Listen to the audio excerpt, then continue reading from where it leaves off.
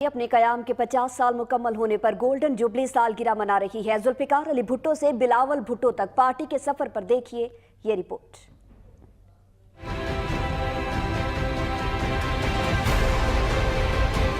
دو ذوالفقار علی بھٹو ہے، ایک جو یہاں کھڑا ہے اور دوسرے آپ۔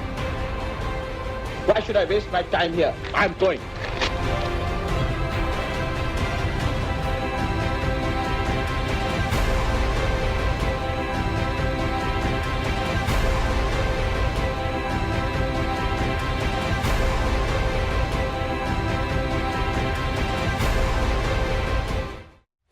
روٹی، کپڑا اور مکان کے نعرے کے ساتھ 1967 میں معرض وجود میں آنے والی پاکستان پیپلز پارٹی 50 برس کی ہو گئی ہے۔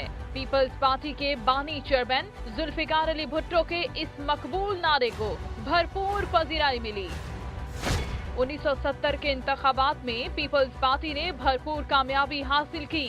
ذوالفقار علی بھٹو نے اقتدار سنبھالا اور قوم کو 1973 کا متفق کا آئین دیا۔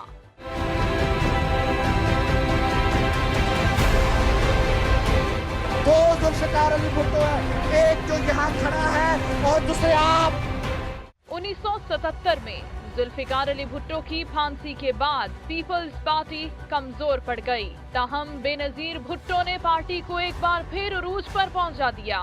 وہ 2 بار ملک کی وزیر اعظم بنی۔ 27 دسمبر 2007 کو راولپنڈی میں بے نظیر کی شہادت کے بعد ملک میں لاقانونیت کی صورتحال پیدا ہو گئی اور ہر طرف جلاؤ گھیراؤ کی صورتحال تھی۔ تاہم اس موقع پر پارٹی سنبھالنے والے آصف علی زرداری نے پاکستان کھپے کا نعرہ لگایا اور کارکنان کے جذبات کو کنٹرول کیا۔ 2008 کے انتخابات میں ہمدردی کے ووٹ سمیٹ کر پیپلز پارٹی ایک بار پھر اقتدار میں آئی اور اپنے دور حکومت میں آئے روز نت نئے اسکینڈل سے بحران میں گھری رہی اور مقبولیت برقرار نہ رکھ سکی۔ تاہم مفاہمت کے بادشاہ آصف زرداری کی پالیسیوں کے باعث 5 سال پورے کرنے میں کامیاب رہی۔